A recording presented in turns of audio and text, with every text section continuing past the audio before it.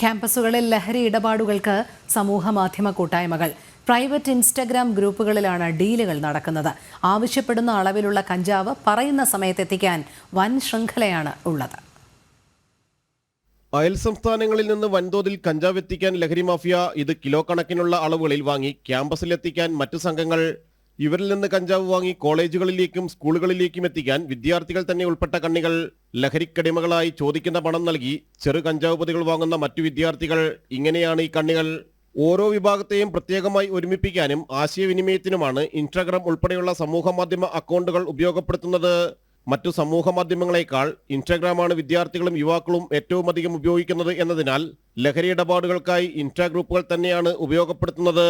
ലഹരി കച്ചവടക്കാർ, വിതരണക്കാർ, ഇടപാടുകാർ എന്നിവർക്കെല്ലാം പ്രത്യേകം വാട്സാപ്പ്, ഇൻസ്റ്റാഗ്രാം ഗ്രൂപ്പുകളും ഇവരെയെല്ലാം ഒരുമിപ്പിച്ചുള്ള ഗ്രൂപ്പുകളുമുണ്ട്. എക്സൈസ്, പോലീസ് അംഗങ്ങൾ ഗ്രൂപ്പിൽ നുഴഞ്ഞുകയറി വിവരങ്ങൾ ചോർത്താതിരിക്കാനുള്ള ജാഗ്രതയുമുണ്ട്. സംശയകരമായ സാഹചര്യത്തിൽ ആരെങ്കിലും ഇത്തരം ഗ്രൂപ്പുകളിൽ ജോയിൻ ചെയ്തതായി കണ്ടെത്തിയാൽ ഇവരെ വേഗത്തിൽ റിമൂവ് ചെയ്യുകയാണ് ചെയ്യുന്നത്.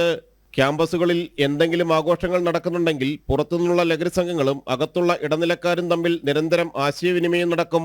പല അക്കൗണ്ടുകളിലൂടെ പണം കൈമാറി എത്തിയാലുടൻ ആവശ്യക്കാരൻ പറയുന്നിടത്ത് കഞ്ചാവ് എത്തിക്കും. MDMA അടക്കം മറ്റ് മാരക ലഹരികളുടെ ഇടപാടുകളുമുണ്ട്. വിദ്യാർത്ഥികളെ തന്നെ കണ്ണികളാക്കി മുന്നോട്ടു പോകുന്ന ലഹരി മാഫിയയുടെ ഇടപാടുകളെല്ലാം ഇപ്പോൾ പ്രധാനമായും നടക്കുന്നത് സമൂഹ മാധ്യമ ഗ്രൂപ്പുകളിലൂടെയാണ്. ഈ ഗ്രൂപ്പുകളിലൂടെ ഓരോ പ്രദേശത്തെയും ഇന്റലിജൻസ് ഉദ്യോഗസ്ഥരുടെ ചിത്രങ്ങൾ പോലും പരസ്പരം പ്രചരിപ്പിക്കുന്നു. ഇത്തരത്തിൽ ഒരാളെ കണ്ടു കഴിഞ്ഞാൽ എങ്ങനെ മുൻകരുതലുകൾ എടുക്കാം, അവിടെ നിന്ന് മാറി നിൽക്കാം എന്നെല്ലാമാണ് പ്രധാനമായും ഈ ഗ്രൂപ്പുകളിലൂടെ നടക്കുന്ന ചർച്ചകൾ. ഒപ്പം തന്നെ ഓരോ ആവശ്യക്കാരനും എത്ര ഗ്രാമാണ് വേണ്ടത്, ആ പണം എവിടെ എപ്പോഴിടും, ഒപ്പം തന്നെ എവിടെയായിരിക്കണം ഇത്തരത്തിൽ ആവശ്യപ്പെടുന്ന കഞ്ചാവുകൾ അല്ലെങ്കിൽ മറ്റ് ലഹരി വസ്തുക്കൾ കൊണ്ടുപോയി വെക്കേണ്ടത് എന്നീ നിർദ്ദേശങ്ങളെല്ലാം തന്നെ ഇതിലൂടെയാണ് നൽകുന്നത്.